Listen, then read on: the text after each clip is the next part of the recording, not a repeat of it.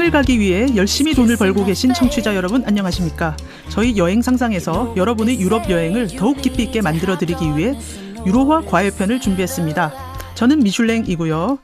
여행 과외에 너무나 익숙한 베테랑 유럽 인솔자 라스트라다님 나와 계십니다. 안녕하세요.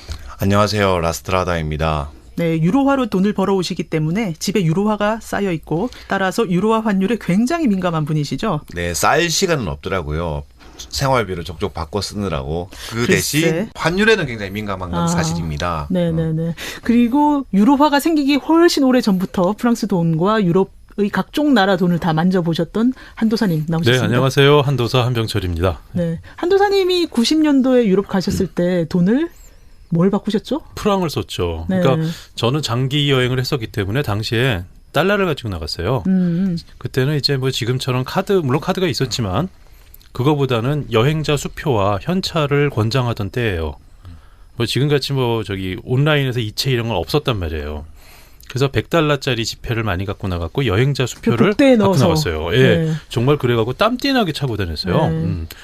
자, 근데 그때는 어땠냐 하면은 여행자 수표는 이제 거액권을 갖고 가죠. 500불, 1000불짜리 가져가고 달러는 100불짜리 가져가는데 100불짜리 지폐를 프랑스에 쓸 수가 없잖아요. 그럼 현지에서 바꿔야 됩니다.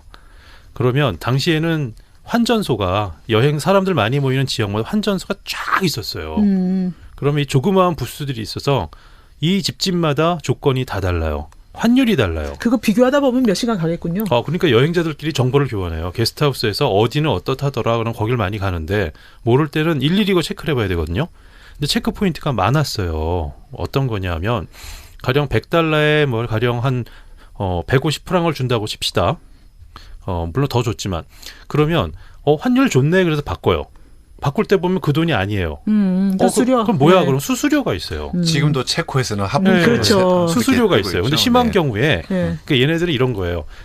액수에 맞춰 수수료를 1%, 0.5%, 2% 받는 사람들도 있고 정액으로 받는 사람도 있어요. 20불 떼가 버리는. 그러니까 자기는 500불을 바꾸던 1000불을 바꾸던 100불을 바꾸면 무조건 수수료는 20불인 거예요. 제가 한번 당했잖아요. 네. 100달러를 바꿨어요. 환율이 너무 좋아요. 그래 바꿨더니 80달러만큼만 줘요. 이거 뭐야 그랬더니 우리 집은 얼마를 바꾸던 다 20불이야. 그래서 그것도 밑에 아주 작게 써. 거의 안 보이게. 네. 프랑스 말로 막 적혀 있고.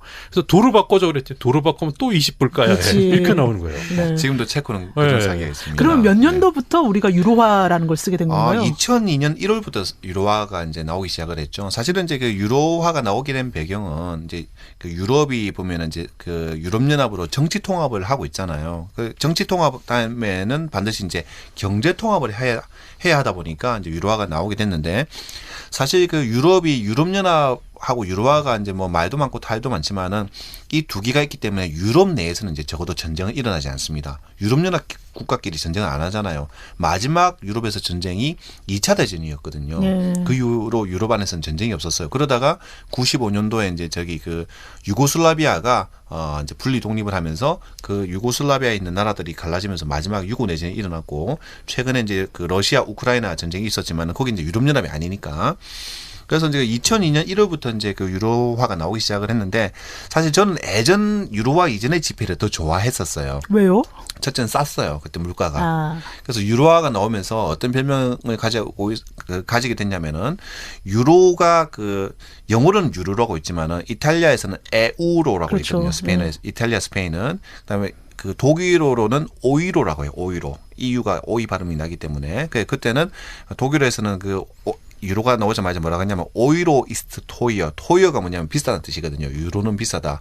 왜냐하면 그전에 우리 똑같은 거잖아요. 소주값 슈퍼마켓에서 100원 오르면 가게에서 얼마 올려요?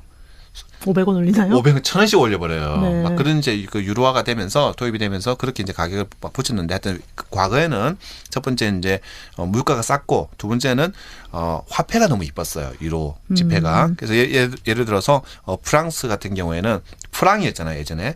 프랑스에는 예전에 누가 있었냐면은 생텍쥐페리가 모델로 나왔어요. 어린 왕자. 그리고 생텍쥐페리 그 초상화 밑에 어린 왕자 그 그림이 있었어요.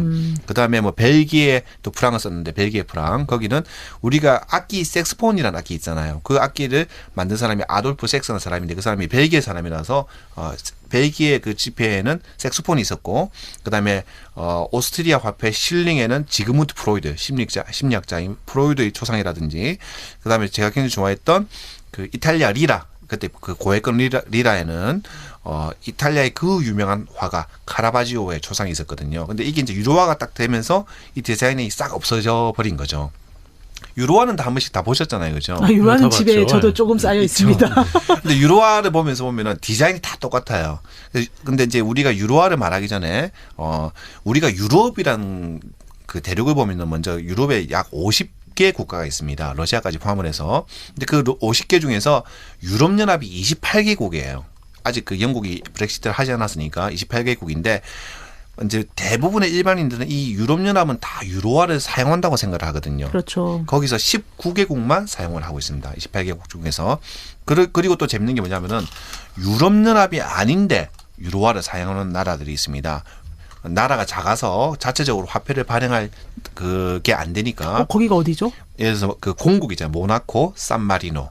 그다음에 저기 그 유고 연방의 몬테네그로. 그다음에 코소보 이런 나라들은 유로 연합이 아닌데도 이제 자체적으로 그 유로화를 사용을 하는데요. 근데 이제 어쨌든 그 유로화가 그 재밌는 게 뭐냐면은 디자인이 다 똑같잖아요. 앞면과 뒷면 그 유로화 사용 유로존 19개국이 디자인이 다 똑같을 때 이 처음에 이제 디자인이 나오게 된 계기가 재밌어요. 자, 이 19개국 너무나 그 개성이 강하고 정말 자기 잘난 맛에 사는 유럽연합의 그 19개국의 화폐를 만들어야 되는데 그러면 화폐에 뭘 넣어야 되겠어요? 에펠탑을 그러게요. 넣어야 되겠어요. 영국의 빅벤을 넣어야 되겠어요. 로마의 콜로세움을 넣어야 되겠어요. 그때 디자이너가 정말 머리 아팠을 거잖아요. 그래서 가상의 건물을 넣었습니다. 유로화 지폐에 등장하는 건물은 실제 존재하는 건물이 아니에요. 네. 대신 그 유럽의 공통적인 우리가 건축 양식이 있잖아요. 네. 고딕, 로마네스크, 네, 네. 뭐 네오 르네상스 이런 양식을 넣은 거예요. 그럼 100유로, 50유로, 20유로 뭐 이런 그것마다 양식이 다 달라요. 뭐가 들어가는 거죠? 그거는 저도 까먹었습니다. 아. 그리고 그 뒷면에 보면 유럽 지도와 다리가 있거든요. 그 네. 다리도 실제로 존재하는 다리가 아니에요. 유럽을 연결한다는 뜻에서 가상의 다리를 만들었습니다. 근데 이렇게 하다 보니까 유럽의 그 강한 그 개성이 강한 나라들이 유럽 사람들이 제시한 게 남하고 똑같이 하는 거잖아요. 그렇죠. 이렇게 도저히 들고 일어나니까 어떻게 했냐면은 미국하고 똑같이 동전은 앞면에 다 똑같이 만들었는데 뒷면만큼 자유를 줬어요. 자유권. 그래서 19개국에서 나온 유로화 동전은 뒷면이 다 달라요. 그래서 예를 들어서 독일에서 나온 유로화 동전 50센트 뒤에는 독일의 브란덴부르크 문이 들어가 있고요. 스페인에서 나온 50센트 뒤에는 그 유명한 돈키호테를 쓴 문호 세르반테스의 초상이 들어가 있다든지 그다음에 이탈리아에서 나온 유로화 동전 뒤에는 레오나르도 다빈치가 그린 그 인체 황금 비율 팔 벌리고 서 있는 그런 그림들이 들어가 있습니다. 그래서 미국도 사실 보면은 그 쿼터라고 하죠. 그러니까 25센트. 발음 좋습니다. 쿼터. 쿼터. 그래서 거기에 앞면은 똑같고 뒷면은 미국의 51개 주에 다 다르게 디자인을 하거든요. 저는 51개를 다 모았어요. 그거를. 아이고, 네. 그러면 지금 유럽 연합 그 유로화 동전도 다 모으셨나요? 아니요, 그거는 워낙 쓰기 바빠가지고 네. 모으려다가 네. 모으질 않았는데, 하여튼 네. 요게 이제 유로화에 대한 이제 기본적인 교양이고, 사실 이제 우리 여행자들은 제일 궁금한 게 그거죠. 환율. 네. 첫 번째 네이버에 항상 보면은 저는 이제 매일 자주 검색을 하니까 네. 이제 그 네이버라고 이야기해도 되겠네요, 그죠? 그렇죠. 네. 우리가 네이버 참 좋아합니다. 그렇죠. 네. 네이버 사랑해요 네이버. 그래서 네이버에서 유로화 치면 벌써 환율이 쫙 떠요. 그러면 네. 밑에 이제 그 지식인 또 질문이 쫙 뜨거든요. 네. 유로화 환율이 왜 이렇게 올라가요, 내려가요? 6월에 하는데 영국이 아니라 네. 6월에 프랑스 가는데 언제 바꿔야 되나요? 그렇죠. 얼마로 바꿔야 되나요? 뭐. 근데 유로화가 2002년에 나오고 나서부터 지금까지 우리나라에서 가장 비쌌을 때가 거의 1,900원 찍은 적이 그쵸, 있어요. 예. 2008년에 네. 그때 금융위기 그리고 IMF 떴을 때. IMF 때는 유로화가 없었죠. 아. 네. IMF가 아니라 2008년에 2008년. 그 두 번째 금융위기. 그렇죠. 맞아요. 네. 금융위기 때. 그리고 제가 그때 스페인 까미노 데 산티아고를 걷다가 돈을 뽑았는데 1,900 정말 눈물이 쭉쭉 저도 났습니다. 인도에서 예전에 그 현금 서비스 받았는데 IMF 나가지고 달러야 거의 1,900, 2,000원에. 전 98년에 인도 바꿨죠. 여행할 때 1,880원에 바꿨나? 정말. 그래서 유로화는 최저점은 우리나라에서 최저점은 1,180원 정도예요. 그쵸. 그래서 네. 지금 유로화가 작년까지만 하더라도 계속 1,350원에서 놀다가 진짜 브렉시트 한 방에 그날 저는 브렉시트가 안 될 줄 알았거든요. 한 방에 진짜 쭉쭉쭉 빠지고 그다음에 사실 최근에 또 한번 올랐었어요. 그래서 한 1,190원, 80원까지 찍다가 트럼프가 당선되고 나니까 다시 유로가 쫙 올랐다가 근데 이 유로화가 이제 유럽의 그 정치 상황에 많이 민감한 영향을 받는데 이번에 프랑스 대선도 그랬고 그다음에 이제 독일 메르켈도 이제 그 잘 유지를 하니까 그래서 유로화는 어렵게 생각하지 마시고 독일이 망하지 않는 이상 독일이라는 나라가 망하지 않는 이상 제 느낌으로는 1,200원 아래에 있을 때는 무조건 사면 손해가 없어요. 1,200원 아래에 있을 때. 지금 얼마죠? 오늘이 1,260원입니다. 지금 사면 안 되겠네요. 아, 그래도 이제 지금 오르고 있는 추세예요. 아, 지금 네. 다시. 왜냐하면 미국의 이제 트럼프 대통령님께서 너무 지금 정책을 훌륭하게 하셔서 달러가 막 지금 계속 이렇게 곤두박질을 치다 보니까 달러하고 유로는 이 시소 같은 지금 관계라서. 프랑스 대통령이 네. 영어로 방송도 했죠. 미국 사람 여러분 프랑스로 살러 오세요라고 방송됐습니다. 네, 그럼 유로화를 빨리 사는 방향으로 하겠습니다. 네, 그리고 이제 그 두 번째 환전의 기술인데 항상 똑같습니다. 인천공항에서 환전을 하면 비싸요. 그렇죠, 그래서 미리 당연히. 인터넷으로 환전을 신청해서 인천공항도 출국장 3층에 보면 그 게이트 들어가는데 거기는 정말 비싸요. 그렇죠. 수수료. 네. 그래서 미리 인터넷으로 환전을 신청하셔서 좀 일찍 오셔서 그 지하에 가면은 은행에 해당 창구들이 있거든요. 거기서 미리 하시면은 보험도 무료 보험 여행자 보험도 넣어주고 환율도 할인받고 굉장히 좋습니다. 그래서 네. 미리 그렇게 하시는 게 그리고 좋을 것 공항 같습니다. 환전소는 비즈니스 시간일 때 환전을 해야만 돼요. 그렇죠. 아시죠? 네, 네. 네. 은행이 영업 시간이 아닐 때면 환율이 굉장히 나쁩니다. 네. 그러니까 가는 날 하지 마시고 미리 집에서 인터넷으로 환율 좋은데 비교해서 공동 구매를 하셔도 되고, 그렇죠. 네. 네, 아니면 ATM으로 뽑으셔도 되고 가서. 그리고 이제 또 하나 마지막으로 중요한 게 뭐냐면은 유로화는 단위가 1, 2, 5로 나가거든요. 네. 그래서 1유로, 2유로, 5유로, 10유로, 20유로, 50유로, 100유로, 200유로, 500유로까지 있어요. 네. 500유로 제가 제 그 와이프에게 한번 보여줬더니 500유로 있냐고. 우리나라 돈으로 한 장에 70만 원이 넘거든요. 그렇죠. 네.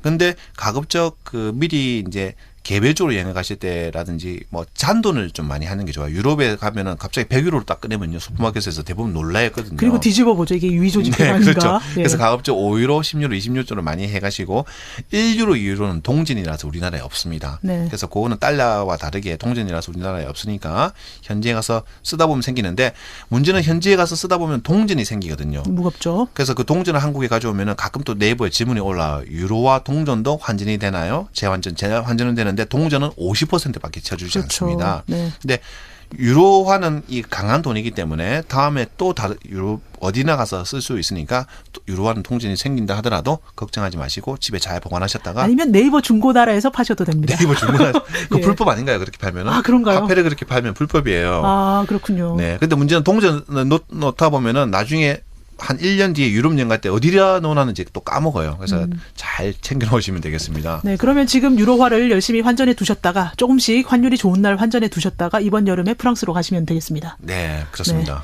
네, 다음번 여행 과외 때 이런 걸 콕콕 집어주세요 하는 과외 요청도 올려주시면 좋습니다. 오늘도 청취해주신 여러분께 감사드리고요. 여러분의 반응을 모아 다음번에 더욱 알차게 찾아뵙겠습니다. 그럼 그때까지 바이바이. 바이바이. Know what they say, you need to have darkness in order to see the light. And love is a strange little creature. You chase her and miss her till one day you find her waiting there by your side. This is my time.